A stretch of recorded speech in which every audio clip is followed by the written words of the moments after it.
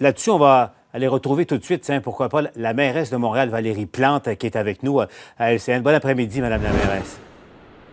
Bonjour. On vient d'en discuter, vous entendiez Emmanuel et Mario, et on vient d'entendre préalablement la directrice régionale de la santé publique. Madame la mairesse, beaucoup n'ont pas l'impression que la réponse de la santé publique à Montréal est à la hauteur de ce qui se passe réellement à Montréal. Qu'est-ce que vous attendez pour agir davantage à l'égard de ces délinquants-là ou des désinvoltes ou, moi, je les appelle les tricheurs en ce moment-là? Bien, il faut savoir que c'est une petite minorité de gens et encore une fois, il faut trouver des façons de sévir et d'envoyer un message clair.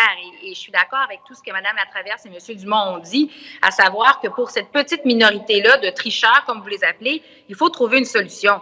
Et là, évidemment, moi, quand je vois la situation dans les parcs de Montréal où dans la grande majorité des cas, les gens respectent les règles, mais il y en a encore quelques-uns qui se disent, ben c'est pas grave, moi, je vais faire du jogging en gang comme si de rien n'était. Ça marche pas. Et ce serait absolument dommage de fermer des parcs, surtout quand on sait que pour des gens avec des enfants, entre autres, là, moi, je pense beaucoup aux familles. C'est pas facile d'être à la maison avec les tout-petits, là. Il faut qu'ils bougent. Et à Montréal, on n'a pas le luxe d'avoir une cour comme peut-être ailleurs au Québec. Alors, le parc est tellement important que je veux le protéger au maximum. Alors, on va sévir davantage contre les récalcitrants. Alors, quelle forme ça va prendre, Mme la mairesse? Je tente de décoder un peu de manière concrète. Là, il y aura davantage de policiers qui auront les moyens d'agir et de pénaliser là, ces délinquants? Écoutez, depuis dimanche, déjà, ces pouvoirs-là, ils les ont et les policiers les utilisent davantage, que ce soit il y a beaucoup plus de présence policière dans les rues, dans les parcs, et ils peuvent donner une contravention. Moi, ce que je dis là aujourd'hui, c'est que ceux et celles qui pensent que c'est une bonne idée puis c'est encore correct d'aller prendre l'apéro au parc La Fontaine, là, bien, qui y pensent bien parce qu'à un ticket de 2000 $, la bière, elle va coûter cher.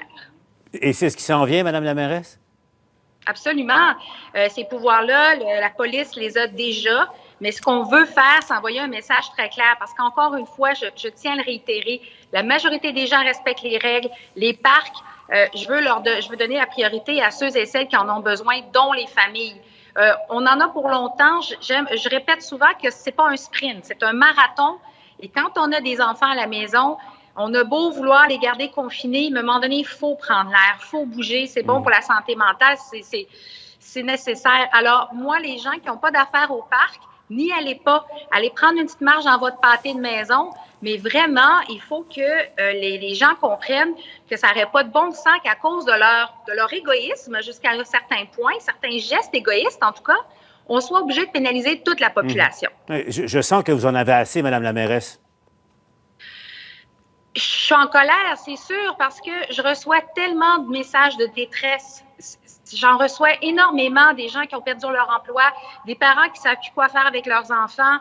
La détresse est là. Alors, l'idée de leur enlever ce qui leur reste, et les parcs font partie de notre bien collectif, ça me brise le cœur, puis ça me fâche de penser que je vais peut-être devoir le faire à cause de certaines personnes.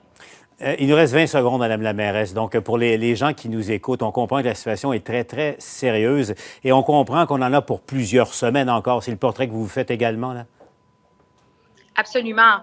Absolument. On va annoncer demain que la tenue des événements publics sur le territoire de Montréal, tout le mois de mai, là, on oublie ça. Et déjà, on se prépare à ça, à quoi pourrait ressembler le mois de juin. Donc, tous les scénarios sont évalués. Je le répète souvent, il faut y aller étape par étape. Et comme le docteur Drouin disait aussi, le fait que Montréal soit une ville très dense, donc beaucoup de tours d'habitation et tout ça, complexifie la tâche.